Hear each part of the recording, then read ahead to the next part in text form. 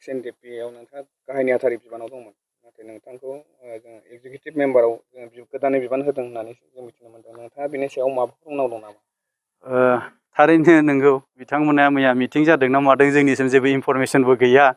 नाथाय आं उनावहाय नुनो मोनदों जे बिथांमोना प्रेस मिट एबा फेसबुकनि गेजेरजों एगारदों जे आंखौ जेनेरेल सेक्रेटारिनिफ्राय एक्जिकिउटिभ मेम्बाराव लाबोनायनि दा बबे खारनाव अबा बबे रिजनाव खालामदों आं बेखौबो मिथिया जोंनिसिमबो खबरबो फैयाखै जों मिथिनो मोनाखै दा आं बेखौसो बुजियो जे जोंनि खामानि मावनाया जोबोद मोजां जागासिनो दङखाय खिन्थु बिथांमोना माबा मोनसे बाजानायबो दं नामा दा आङो सानदों बेंगलि रावाव मोनसे दङ बिराद बाक्य दङ जोबोद गोनांथार जे काजेर समाय काजि काजेर सेसे पाजि दा बे आं बेखौसो नुहुरो आरो दा जोङो जेसेबां नाजाबोनाय आंनि लिरनायजोंनो आंनि आखाइनि बे लग' बानायनायजों गासैबो इउनाइटेड फराम XNDP दाजानाय जोङो थांनाय 10 जानुवारि 2023 मायथाइयावहाय जोंहा BTR नि चिफ सार डिपुटि चिफ सार रोहोनगोरा नार्जारि सार आरो आबसुनि प्रतिनिधि जोंहा मानगोनां आफादगिरि दिपेन बर' बिथां आरो आसामनिफ्राय चिफ सेक्रेटारिनिफ्राय लानानै प्रिन्सिपाल सेक्रेटारि गासैबो जयैनो ट्रिपार्टाइट टक जादोंमोन दा बेवहाय दिल्लीयावहाय जोङो थांनानै 10 तारिख खालि बेवहाय आं पुटआप खालामदों जे जोंनि भुटान जेलाव थानाय नेपाल जेलाव थानाय गुबुन गुबुन स्टेटआव जे केस जानानै थानाय बेफोरखौ गासैखौबो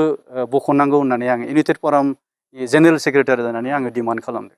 बेवहाय बिथांमोना बुंबावदोंमोन जे बेखौ जोङो गुबुन हादोरनिखौ लाबोनो हाया होननानै बेवहाय जोंहा मानगोनां बुंनांगोन दिनै मानगोनां MP रोहोनगोरा नार्जारि साराबो बुंदों जे बै समावहायबो जुदि गुबुन गुबुन काश्मीरनिफ्राय लाबोलायनानै जुदि एगारनो हादोंबा जोंनि NDP-नि जोहोलावफोरखौबो गुबुन गुबुन जिल्लायाव थानाय बा गुबुन गुबुन हादोराव थानायफोरखौ लाबोनानै उदां खालामनांगौ होननानै बिथाङाबो दाबि खालामदों दा बिनि अनगायैबो मार्च 1 खालि थांनाय मार्च 1 2024 बेवहाय जोंहा मानगोनां प्रमद बर' सारजों लोगोसे बेवहायबो डिपुटि चिफ सार प्रमद गोबिन्द बसुमतारी सार MP रोहोनगोरा सार आरो एबसुनि जोंहा मानगोनां दिपेन बर' आरो आं जोङो जयै थांनानै ओइदिनखालिबो जोङो हम मिनिस्टार अमित शाह सारखौहाय जों लोगो लायो जोंनि जेसेबां जेलाव थानाय दिनै रन्जन दैमारि सारनि खोथा बिथाङा दिनै सुप्रिम कर्टआव केसा थांबाय बिनि आरो NIA-जों नांनानै थानाय जेसेबांफोर जोंनि जोबथेसालियाव थानाय गुवाहाटि जोबथेसालियाव बिथांमोननि केसनिखौबो जों ओइदिनखालि रोखा रोखा फोरमायदों जे रन्जन दैमारि सारनि गनायखौबो बिथाङा अमित शाह सारा बुंदों जे नभेम्बराव जुदि थांबायब्ला बेखौ बोरै हायो उदां खालामनायनि बिथाङा एसुरेन्स होदों लोगोसे NIA-नि केसनिखौबो बिथाङा नोजोर बोनानै हगारनायनि माबाखौनो बिथाङा रायलायदों NIA-नि जेसेबां डाइरेक्टर दङ गाव रायलायनानै बे खामानिखौ मावलांगोन होननानै बुंदों दा दिनै जोंहा नेपालनि जोबथेसालियावबो सासे दङ केशव पुयेल होननाय बिथाङा बाथाबारिनि बिथांनिखौबो दिनै बख'नायनि राहा लामायावनो लादों थांनाय 4 दाननि सिगां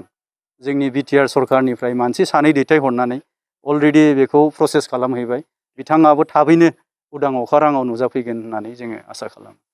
दिनैनि दिनाव बिथांमोना बबे रिजनखौ लानानै बबे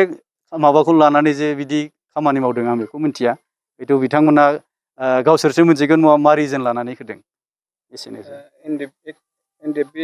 जे फरामा जाहाथे बेबायदि आथिखालाव जे मावबाय थानांगौ जे खामानिखौ नोंथांमोना मावगासिनो दंमोन बे समावबो जे नोंथांखौ बेबायदि बिबाननिफ्राय बोख्लायनानै माबा मोनसे राजखान्थियारि षड़यन्त्र दं होनना नोंथाङा सानो नामा? थानो हागौ आंबो बेखौनो बुङो जों गासैबो टिमानो जों बेखौनो सानदों थानो हागौ हयथ' माबा मोनसे खैसा थानो हागौ जायनि फलाव बिदि जादों दा जियानो जाया मानो जोङो दिनै सरकारजों थानानै जुदि जों खामानिखौ मावाब्ला दा जोंनि थालांनाय खामानिफोरखौ सोर मावगोन